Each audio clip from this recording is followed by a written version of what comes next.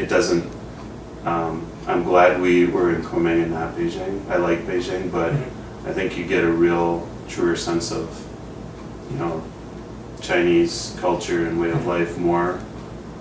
Beijing is parts of Beijing, at least I could see, you know, it's more westernized.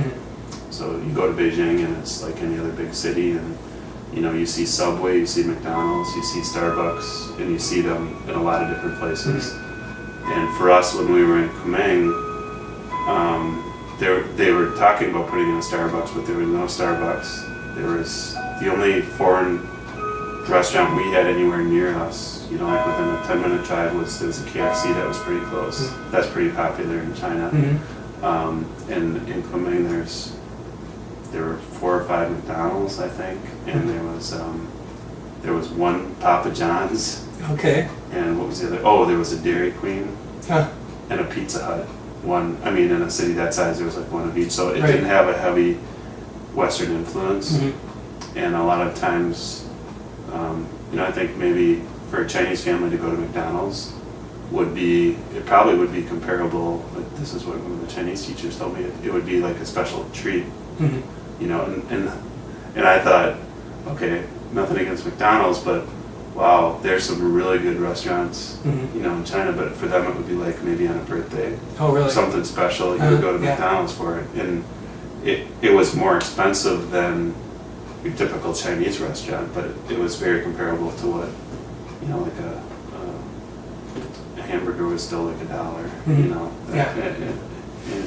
But that's fairly expensive for a lot of Chinese families. Yeah. Did you see a lot of disparity of income, you know? Yeah, that kind for of- sure. You see it in Beijing, but in Kunming, a lot of it. You have the people shining shoes on the street, you know, for a quarter.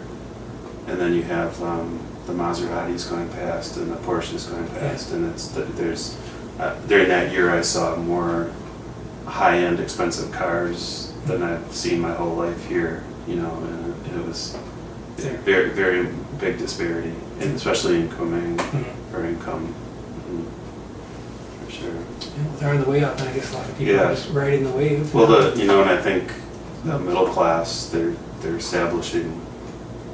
They're supposed. I guess you could see it, but that's probably what's going to help their economy grow. Is the middle class is growing. There's more people entering that middle class. So people just smile and are happy with their way of life, though, for the most part. You know, you'll see a street vendor out there for 15 hours a day, and you know, they're smiling and waving, and it's just like there's a lot of happy people in China, and a lot of friendly people from what I saw. So it's culturally, I think, spiritually maybe too, for some of them. Yeah. You know, how they take care of themselves, I guess, mentally.